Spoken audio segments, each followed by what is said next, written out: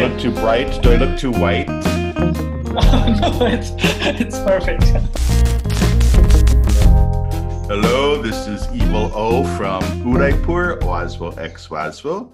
And today we're talking with someone who I think is just, I don't want to say incredible. I think you're just a dynamite artist. I mean, it's quite incredible. This is Abhi Verma. Say hello, Abhi. How are you today? Hello, everyone. I'm good. I'm good. Thank you so much, Vasco, for inviting me. And yeah. And where are you talking from today? I'm sitting into my studio in Baroda, and yeah, I'm talking from here. Okay, I love Baroda. How's Baroda doing now with all this coronavirus stuff? Are you locked down or no? Yeah, it's everywhere. It's a lockdown situation, and there are some like the durations in which you can go out and buy stuff. But yeah, it's a story of everywhere. We were locked down for 3 months up here almost. Yeah, And yeah. now we've been free for about 3 weeks, but the cases are going up. So I'm very fearful we're going to be locked down again. It's happening everywhere. The cases are like rising everywhere. Right. And it's sort of the pattern, because once people start moving about and it circulates, then like 3 weeks later, 2 weeks later, then the cases start to pop up. Yeah. So. In that situation, you can't trace anything. Like there is a lack of contact tracing also when you start going out. Yeah. I just want to show, I printed out your PDF. Look how I was shocked how large this is. This is just like it took half a ream of paper. Can I show your PDF on the screen? Let me show it. I just share screen. I can share screen. Okay. Share. I'm sharing your PDF just for a little bit because I just want to see it, because in all truth, this is one of the most professional PDFs I've ever had a young artist send me. I think it's just incredibly the way you've laid this out, Abhi. It's so exciting to go through here and very well explained. And I know it's your own words. And wow. And I mean, your work is just so fabulous. Like this one here, it's like, when I first saw it, I thought it was a beautiful photograph, and then I realized it was a watercolor. So anyway, just to show what a wonderful, magnificent PDF this really is, with some really cool work and some really cool series. So, okay, now we have to talk about it. Okay. Yeah. So, where do we start? You've been doing the series, your PDF was titled Diary of an Idler. You want to explain this a little bit, Diary of an Idler? Like the series came later, but the whole, like my solo show was named The Diary of an Idler. So the term idler came from the constant comment which I have faced through while joining the visual art as a career option. So it's still a kind of taboo to join a visual art. So I belong to a very small village in Bihar, and there is no exposure. Yeah, you're a Bihari. Yeah. I can buy a handmade gun from you if I need one. Well, Subodh Gupta was Bihari too.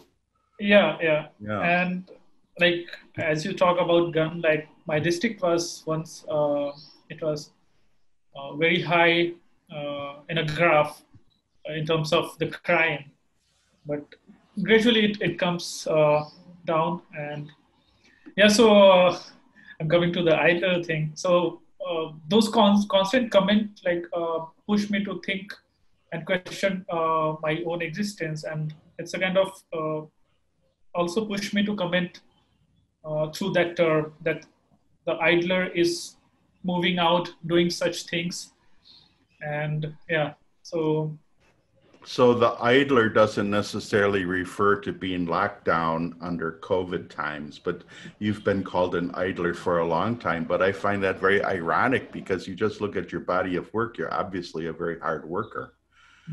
There's just so much there. yeah, so it's a kind of yeah, in a way it's a kind of like commenting through my artwork is a kind of it's it's it's creating an irony in itself, because once you are hearing about yourself that you are an idler, you're not doing anything, and on the other side you are just pushing yourself a bit hard to get to know about your surroundings, respond to your surroundings while living in the present time. So yeah, it reminds me a little bit of that old, I don't know if it's American or European, maybe it's Indian, but that old story about the grasshopper and the ant. Do you know this story? I think it's more of a northern hemisphere story, but we were told this as kids, that all summer long the grasshopper played his fiddle. He just played his fiddles, and the ants worked very hard, and then the winter came and the snow came, and then in the snow it was like the ants had food to eat, but the grasshopper starved because he didn't do any work. It was a very dramatic tale to teach you to work. But then later it was revised, and somebody revised the tale in a storybook and said when winter came, the grasshopper was invited inside because he could entertain all the ants with his fiddling. Okay. So they gave it a nicer ending rather than that he dies at the end, that he starves. But so I saw the situation of an artist, I think. Yeah, it's good to see like the multiple perspective of a single thing, and yeah, multiple approach can be seen. So let's talk about some of the series. Where do you want to start with the series? Recent series, a little bit older series? Recent series, I recently created a Mr. Blower and his black balloons. Oh, good. I was going to ask you to do that one first. Because I liked it. Okay. So yeah, we can start with that because that is the most recent one, and it's a bit different in terms of figuration also, because I find myself there is two parallel figurations kind of thing is going on. One is photographic references where I'm taking photographic references, and the other where I'm just creating my the imagery is through my own vision, and which is a bit lucid and which can be fit in anything. So Mr. Blower is a kind of again like living in a lockdown situation is a kind of being an idol, and now we can proudly say that we are living in a very like living as an idler or in that situation. So here the character is playing with the black balloon, which can be interpreted as the dark time in which we are living and dealing with, and it's just growing and growing. It's well, in one of your images, it's coming out of his butthole. I thought it was flatulence of some sort. No, it's yeah, of course. So yeah, those like when I was creating the whole series, then I thought, what if he's wearing the mask and he wants to continue his job? So from where he will do the blowing thing to the balloon. So I got that idea that okay, let's put inside his ass, and yeah. So that's a very interesting one, and graphically it's very, very strong. And that's all gouache, correct? Yeah. It's all gouache. Paper, yeah. You're very dexterous with your skill level with your brush, by the way. You received good training, but you studied printmaking at Baroda, correct? Yeah, I studied printmaking in my master's, but I did a bachelor's in painting from Delhi. Delhi, yeah. Delhi, yeah. Okay. Your lithographs are beautiful. Thank you so much. You had the show at, what was the gallery? You had a show in France, I think it was. That was a beautiful show from what I saw. That was a couple years ago now, I think. It was last year in June. Okay. May to June, yeah, last year. And what was the name? What was the name of it? So that was part of an award which I got. It was a travel research grant, and it's called Jean Claude Renal Grant. So that was the award ceremony was in Musée d'Aquitaine, which is organized by Fondation de France, and my work was displayed there in a Goupil. There is a area where they exhibit the artworks from the contemporary artists, but like that, I was the first to show there as a young artist in the museum, because it's a history museum. It was a great honor to show exhibit my works there. So so that was, the show was a part of that, and that was only for a week. Then director of that museum liked my work, and he extended that for a month. What was the name of the museum again? It's Musée d'Aquitaine. Museum of Aquitaine. Of Aquitaine. Okay. Yeah. In English. And what was the name of the show? Show was, it's again Diary of an Idler, but that they have given it the name of on that award. So it was a kind of Les Laureats kind of. Yeah. Okay, but to you it was from Diary of an Idler. Of an Idler, yeah. Your lithography is quite amazing. It's very intricate, very beautifully done. And I love the imagery because it's very, sort of like Sabrat Behera. It's quite surreal, you know, and it's narrative, I would say. Yes, it's quite narrative. In a way, it feels narrative, but I really don't push myself to create a narration. I believe to create in a situational storytelling kind of thing, which you can say. So if you are looking at the single frame, that will convince or that will reveal certain things, and you need not to go for the another frame. Sometimes it happens, but for the lithography, a game of permutation and combination, which so I'm continuing that series and that project from last 2-3 years. And I want to continue that further. So, because,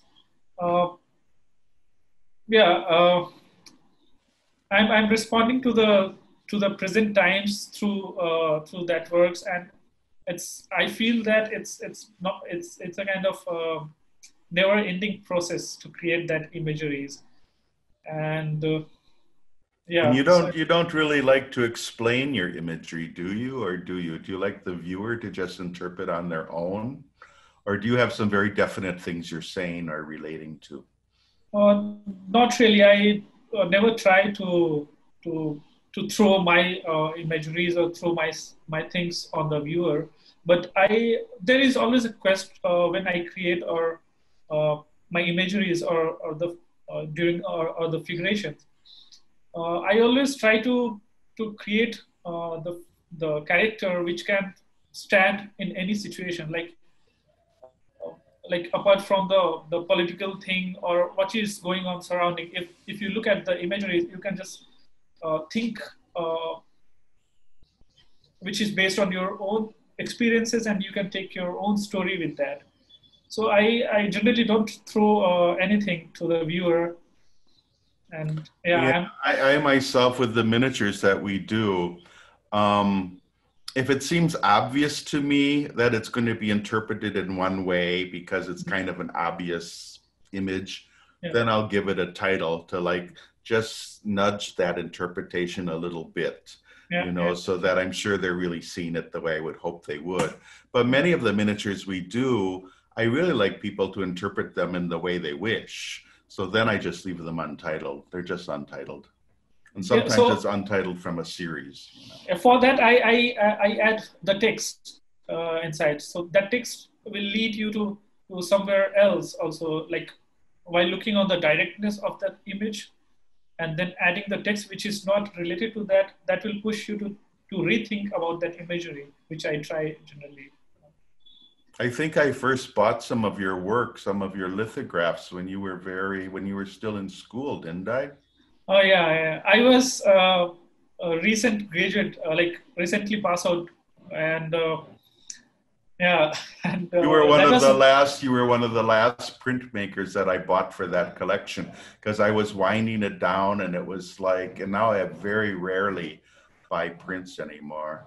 I recently bought a couple by Katakis, and of course Chen and Besbaru I've been buying here and there, you know. But I rarely buy prints anymore. But I really liked what you were doing, so you just sort of got in on the tail end of that. I still remember your mail, which I got after sharing the portfolio with you. That I have stopped like buying prints these days. So, but we'll go through your work, and so yeah. And thank you so much for. Well, it grabbed my attention because many of the things people were sending me were rather boring, to be honest. But, you know, it's hard to compete, but your work just grabbed attention. It seemed to have a lot of skill and thought in it. And maybe I'm praising you too much, but I really think you're one of the ones to watch now. And I know I've heard that from other people too. So let's get back to the work. So what about, what's it called? Unsomething, Unvoyage? What's Unvoyage about? Yeah, so Unvoyage, if you look at the work Unvoyage, it's you'll find a very distinct imagery which is different from the previous practice or the whole composition which I was using in my works, which is in like the experimentation with the hand bleach thing as well as in the print. So that the series I created during my residency in France. I was there for 3 months. So while living in that residency, after a while I went on a trip for 30 days. It's a backpack thing, and I just went through Swiss, like Switzerland. I went to the Art Basel at the time. I was so lucky to. Oh, you got to go to Art Basel? You know, I've never been to Art Basel. Not in Basel. I've been to Art Basel, Hong Kong many times, but never to the actual Art Basel. What was it like? Did you enjoy it? Yeah, very much because it's like traveling Europe is a kind of it was a really new experience for me because that was the first trip outside India, and like attending Art Basel was a kind of it's full of art and activities. I was there for 4 days. I like the Kara Walker is one of my favorite, and she was my inspiration. I met her there. I saw her work, and that was kind of something else for me. And yeah, so that I can't frame in words. Like meeting her and looking at the works of Kara Walker, she was phenomenal. And then after I traveled to the other countries, like I went to Venice Biennale. And oh, good. Yeah. So yeah, Venice is something to see. Of course, you were there during the summer, right? So it was full of tourists. Yeah, but yeah, at night it's really beautiful. It's so peaceful. Venice, it used to like we really liked going to Venice like in like almost like early March when it was still cold and there were sort of like cold rains, you know, because there were hardly any people and it wasn't bad and you had the city all to yourself pretty much, you know. But I don't know if it's still, people have told me now people come in March too. Yeah, but that was so crowded. So the Unvoyage is a kind of my response to that 30 days trip. So I started from Bordeaux, where I was in a residency, and then after I moved to Swiss, Italy, and my last destination was Pompeii. So while coming back from Pompeii, it was a kind of very like Pompeii in itself is a kind of mesmerizing experience for me, and like I was just going through a very and experiencing the life and culture, the art and everything, which is so joyful, and everything was just so perfect. And while like standing in the compound of the Pompeii was a kind of it it just, uh, I was so mesmerized by things and looking at the Mount Vesuvius and just rethinking about the whole incident. So it created a kind of question within me about life. Like at the one end, I was just looking at the celebrating life. At the other end, I was just standing on the ashes, and there is the life which is still like under like they're excavating things still there. Well, So it really hits home with you when you're in a place like that, that civilizations rise and fall. And now, yeah, you can't take anything as a given. Of yeah, course, I think yeah, growing up in India, you might be a little more aware of that growing up than like from the US, where we don't have much of a history, actually. I mean, European history in America only goes back, what, 300 years or something. So, yeah. So those two sets of works are just respond to those two lives which I experienced, and yeah. So one set of work is more in a naturalistic way, and the play with the absurd and the so is that mysterious why kind the of. one looks sort of like a lava flow because of the Mount Vesuvius? Oh yeah, yeah, Okay. yeah, and yeah. So I don't want it. I like I was not trying to depict in a very literal sense, like the death. I was just talking, like I wanted to reveal about uh, the life, the term life, which I felt there. So yeah, the red lava which is going on there, the lights or which is coming out there. Yeah, so those are a reaction to that. So let's talk about black stars are shining very bright. Okay. Can we talk about this one for a while? Black stars. Now, are these lithographs or no? I forget from the PDF. Black stars are shining very bright.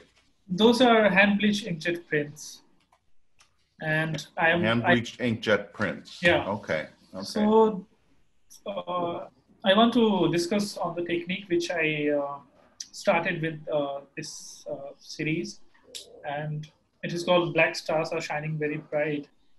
Uh, so I recently experimented with the hand bleach inkjet prints. Like I generally um, take prints, which is archival inkjet print, and then I put masking fluid on that, and then put that whole print into the boiling water, which is mixed of sodium carbonate.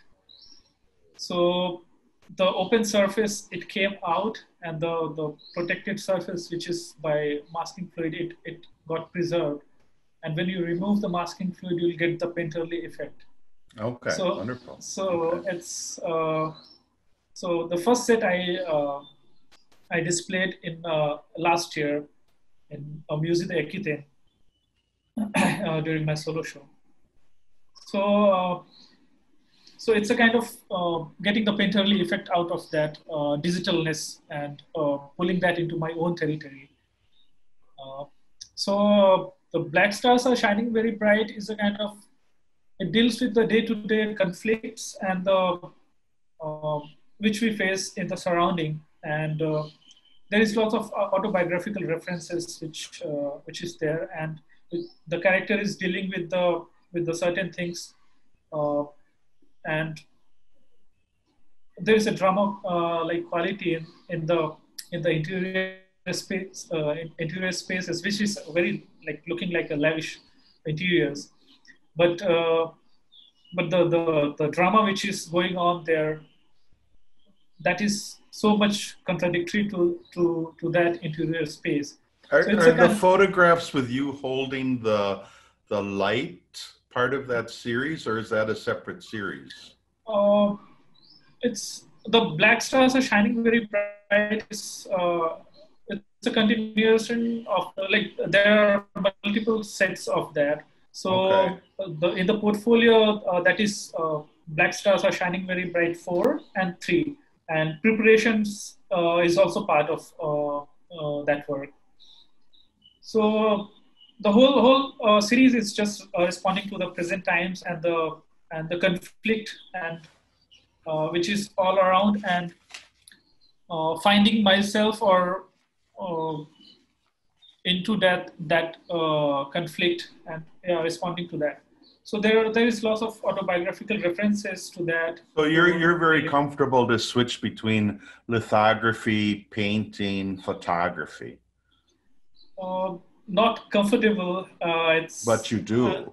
Yeah, I generally do, because I myself, I can't just stick to one thing. That is a problem for me. Like if I am getting stuck in my thought process, then I definitely go and try some other things which can helps me to create my things very well. Or I definitely, at least I go for. Well, I like the fact that you're exploring like the darkness that people have within. I mean, even in your concept note, you talked about that everybody has evil inside of them or something like that, the darkness of the soul. I mean, a lot of artists are so busy these days, like critiquing social issues, but so much of it all comes from our human nature. So, I mean, to look at human nature is like the most important thing, which used to be the role of art, but I don't want to get on my high horse because you've heard all that before, I'm sure. No, like we are made out of those things only. Like you can't be kind of white and white. There is also part of the black inside you, which should also come out, and you should also start cherishing those. Yeah, you have to get into touch with your dark side. Yeah, sure. That's Carl Jung and Jordan Peterson. Okay. Okay, user manual for holding candles, specially designed for protests. Yeah. I like the fact that you made this in this old script and all of that. So want to explain that? That's an interesting series. Yeah, so that was done in 2018, and like lots of protests were going on, like in the social context, or like lots of disturbances and the uneasiness in the society which was going on, and there are lots of it's still there. And so it was a kind of my take on the ideal candle, which is either in color or white, which you use in your house and decorate, or just yeah, it's just for that. So I tried here to break the notion of the ideal candle and make it everything black, and which also shows like the burning candle is a kind of in a way you are like expecting the brightness from the outside, like you are expecting your something which can heal your surroundings by burning your candle. So here, blacking the burning the black candle is a kind of burning your own guilt and making your like and whatever you are doing and whatever you are going for, whatever the purpose is, you will be pure after burning the whole dark thing. So it's a kind of take on that, as well as breaking the notion of the ideal candle, which we generally use for the protest. So here, like if you are taking that the black candles, which is not in a good shape, so that will make you also conscious about your own act, which you are part of. And yeah. Yeah, I thought that was a wonderful idea. And not that I'm against protests or anything, because I did it when I was young myself. But I mean, just the fact that you're doing a series of candles that are basically, to me, I interpret that to be self-reflective and look inside yourself as well. Yeah, you know, what are you bringing to the situation? Am I interpreting you right or no? No, or am I interpreting wrong? Yeah, you're absolutely That's right. correct. Yeah. Okay. Yeah. Yeah, your work is just fabulous. I really, I want to talk a little bit more about your technique and some of these. I think they're later images where you're painting on photographs and you're using tea stains. Did we talk about that already? I don't think so. Yeah, those are hand bleach inkjet prints only. Okay, So it's yeah, the same thing with hand bleaching. yeah. So it has multiple layers. Like first I go for print, then I bleach it, then I do T-toning on it, and then I add images through gouache and watercolors. So yeah, I added, and it's really it takes time, like really Yeah, it's time rather taking. is that something that somebody taught you, or is that sort of an improvised technique that you're doing? I improvised this thing, and it all came from my practice and my training in the printmaking. And I was also like previously, I was also involved in the alternative photographic processes. Okay. And my internship was during my college days in Baroda. I did internship in alternative photographic process, but that is totally different from the thing which I am doing. But it all came from that, and that pushed me to the printmaking, pushed me to see multiple views of a single thing. So I tried with the inkjet print. Previously, I was just um, doing painting on that, just as a trial. Then I got to uh, I got that thing that let's try like this, uh, putting that inkjet print in the boiling water. Let's see what it happens. So it all came from that. The other thing I forgot to mention, I'm going through the pages of the PDF I printed out here, but the other thing was the pages from your diary, which is when I did the coronavirus apocalypse. You were one of the first people who came in on that, but that was a beautiful diary. Are you keeping that up? Are you still doing visual diaries? Yeah, of course. Like I have lots of diaries where I keep writing my poems, my day-to-day incidents. I document everything. Yeah, your The, poetry was quite wonderful too, I remember. Thank you. So yeah, so diary is a kind of great source for me, and uh, since I was a kind of very introvert person, so diary was a great companion for me from my bachelor times. Okay. And yeah. Yeah. So it's like I find it really great that you just keep like working so hard because it's locked down and you just keep working. And I always tremendously respect people who just work a lot rather than just sitting around and bitching. So I congratulate you on that. Is there anything we missed? Is there any thing you want to announce or any series that we missed or? Not really, but in PDF I have mentioned the objects of glory and uh, those ongoing series which I am doing, and Okay, it do you want is to talk about any of those? uh, What are the actually objects of glory? objects of glory is a kind of ongoing series of mine where I'm uh, questioning about the ideal. Uh, it's a conflict, like conflict between the ideal and idol.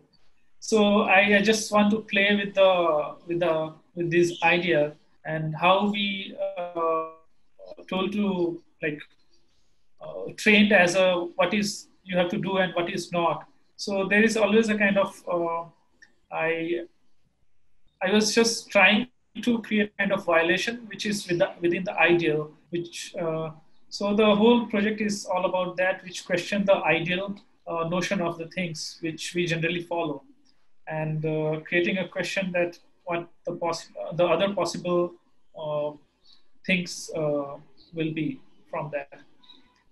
So objects of glory is all about that, and it's an ongoing thing. So It's an interesting word, glory, because you don't hear that word glory in connection with art very much anymore. You yes, know, the word glory. yeah.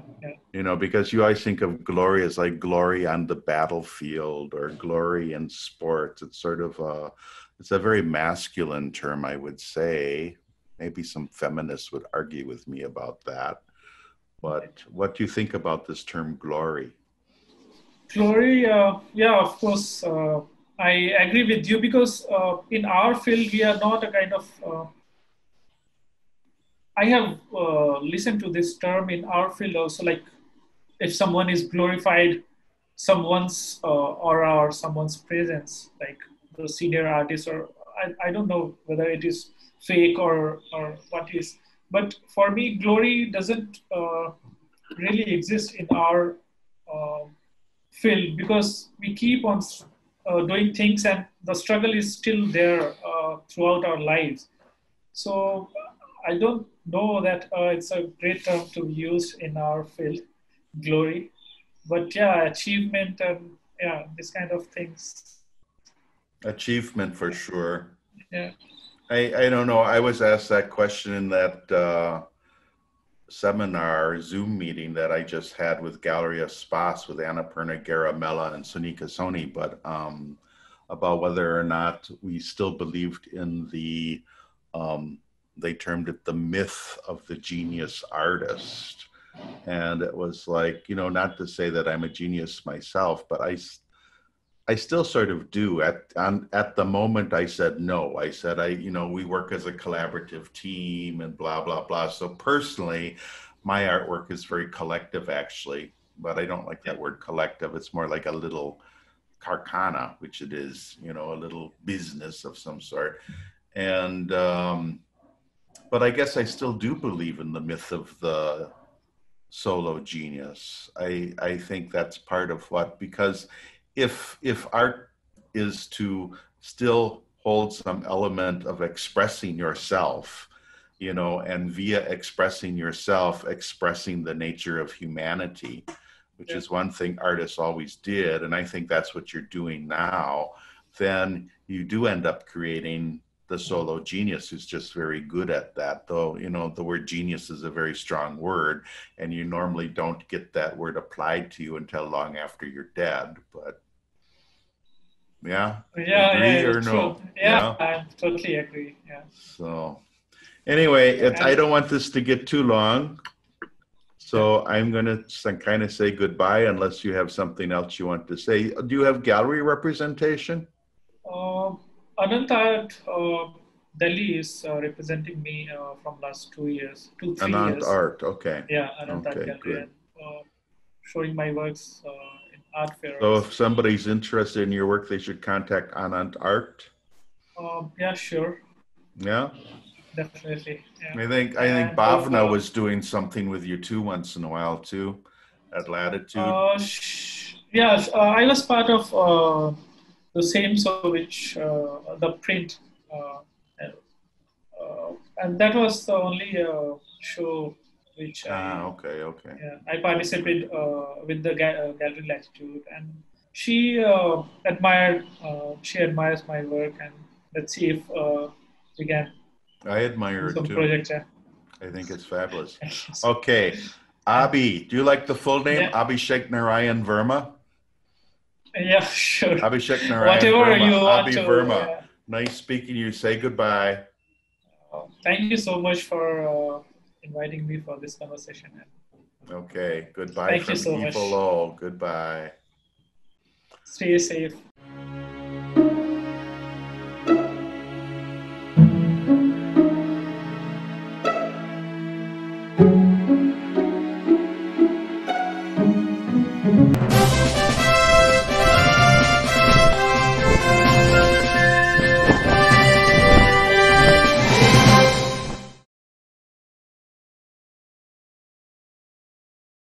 Do I look too white?